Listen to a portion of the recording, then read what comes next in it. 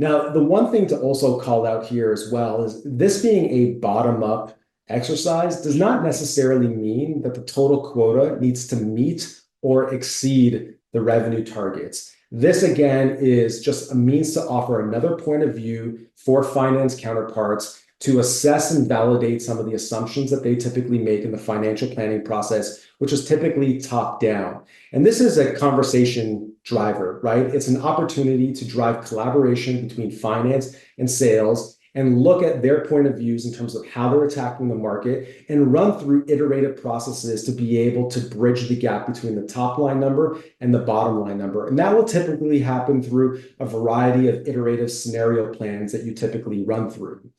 If organizations, for example, wanted to take a $74 million target and drive it down to the individual sales reps, then they can do that through a strictly top-down model, and they can force the revenue numbers to the field. And in that case, best practice will typically suggest, well, how do you compare quotas that are allocated in a top-down fashion relative to the productive capacity capability of a sales rep, and then determining whether or not sales reps are overburdened or underburdened from a capacity yield perspective. So there's a variety of mechanisms and methodologies that organizations can run their quota process through.